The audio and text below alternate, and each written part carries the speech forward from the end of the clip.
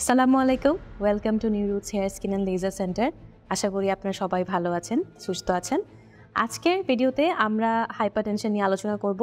আসলে হাইপারটেনশন অনেকেরই থাকে, একটা কমন ডিজিজ বলতে গেলে এখন।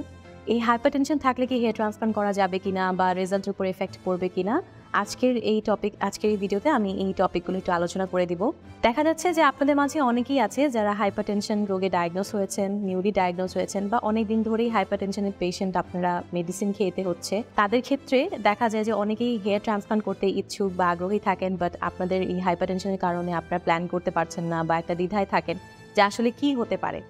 তো মূলত আসলে হাইপারটেনশন অবশ্যই একটা কন্ট্রোল করার মতো একটা ডিজিজ, বাট সেটা যদি আমরা প্রপারলি কন্ট্রোল করতে পারি তাহলে কিন্তু হেয়ার ট্রান্সপ্লান্টে কোনো প্রবলেম হয় না। আসলে মূলত হেয়ার ট্রান্সপ্লান্ট সার্জারিতে পেশেন্টকে ফিট হওয়া খুবই প্রয়োজন, এবং ডিউরিং সার্জারি এবং আফটার সার্জারি যেন যে কোনো কমপ্লিকেশন না আসে বা কমপ্লিকেশন আমরা ইজিলি এড়াতে পারি, এই জন্য পেশেন্টকে সম্পূর্ণরূপে ফিট থাকতে হবে। এবং যদি হাইপারটেনশনের মতো কোনো রোগ থেকে থাকে সেই ক্ষেত্রে যেটা আমরা কন্ট্রোল করবো এবং প্রপারলি আমরা গাইডলাইনটা ফলো করলেই একটা প্রপার একটা হেয়ার ট্রান্সপ্লান্ট সার্জারি আমরা কমপ্লিট করতে পারি এবং রিকভারি ফেজটা অনেক ইজি হয়ে যায় এবং দেখা যায় রেজাল্টও খুব ভালো আমরা কিন্তু পেতে পারি। আপনারা যখনই আমাদের কাছে কনসাল্টিং জন্য আসেন, দেখা যায় আপনারা প্ল্যান করছেন হেয়ার ট্রান্সপ্লান্ট, এবং আমরা ওপিডিতে যখন আপনি আসেন তখন আমরা আমাদের ব্লাড প্রেশারটা আমরা চেক করি, রুটিন সবার ক্ষেত্রেই চেক করি। তখন দেখা যায় যে ব্লাড প্রেশার কারো বেশি থাকে, কারো নর্মাল থাকে, কারো কম থাকে, বাট আপনারা নিজেরাই অনেকে বলেন যে আমি হাইপারটেনশনে আছি, মেডিসিন খাচ্ছি।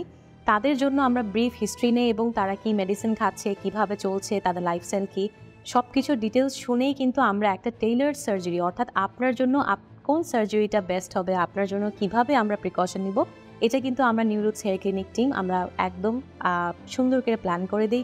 প্রপার গাইডলাইনও দিয়ে দেওয়া হয়। দেখা যায় যে ডিউরিং সার্জারি যদি আপনার ব্লাড প্রেশারটা বেশি থাকে, সেই ক্ষেত্রে কিন্তু দেখা যায় সার্জারিতে একটু কমপ্লিকেশন হওয়ার চান্সেস থাকে, মানে ব্লিডিং হতে পারে, ক্লিন অ্যান্ড নিট সার্জারি হয় না, অনেক সময় পেশেন্টও একটু দুর্বল হয়ে পড়ে। এই সকল কমপ্লিকেশন যেন আমরা এড়িয়ে যেতে পারি, এই জন্যই আমরা প্রথম থেকে শেষ পর্যন্ত আপনার ব্লাড প্রেশারের দিকটাকে খুবই প্রপারলি আমরা একদম মনিটরিং করি, এবং এর প্রপার যে কি গাইডলাইন্সগুলো দরকার সেটা কিন্তু আমরা পেশেন্টকে স্টেপ বাই স্টেপ দিয়ে থাকি। প্রথমেই যখন আমরা সার্জারি শুরু করি এর আগেই কিন্তু আমরা পেশেন্টের ফিটনেসটা খুব ভালোভাবে চেক করি, যে পেশেন্ট কেমন আছে, রাতে ঘুম হয়েছে কিনা, ব্লাড প্রেশারের মেডিসিন ঠিক মতন খাচ্ছে কিনা, এবং সার্জারির দিন উনি কেমন ফিল করছেন, ওনার সার্জারির দিন ব্লাড প্রেশারটা মনিটরিং করি যে প্রথম থেকে কেমন আছে। আপনি যদি পারফেক্টলি ওকে থাকলে আমরা সার্জারিটা শুরু করি, এবং এতে করে আমরা কমপ্লিকেশনটাকে অনেকটুকু এড়িয়ে যেতে পারি এবং পরবর্তীতে রিকভারি ফেজটাও খুব সুন্দর হয়ে যায়।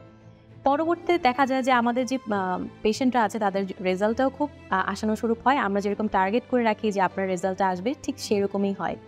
এই জন্য প্রপার গাইডলাইনটা ফলো করা খুব প্রয়োজন, এবং যাদেরই হাইপারটেনশন প্রবলেমটা আছে তাদের ক্ষেত্রে আমরা বেশ কিছু টেস্ট এক্সট্রা দিয়ে দিই, যেমন লিপিড প্রোফাইল আছে, ইসিজি আছে, ইকো আছে।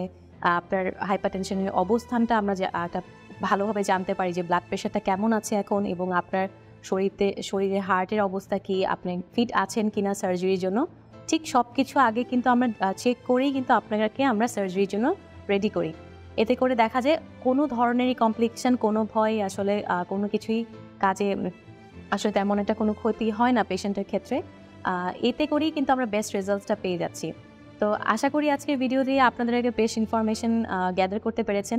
আজ আপনাদের মধ্যে যারাই আছেন হাইপারটেনশনের পেশেন্ট আছেন বা নিউলি ডায়াগনোস হয়েছেন তাদের ক্ষেত্রে, সো আপনারা কিন্তু একদম ভয় ছাড়াই কিন্তু একদম একটা বেস্ট সার্জারি প্ল্যান করতে পারেন। আমাদের সাথে কাউন্সিলিংয়ে আসতে পারেন, আমাদের সাথে কনসালটেশনে আসতে পারেন।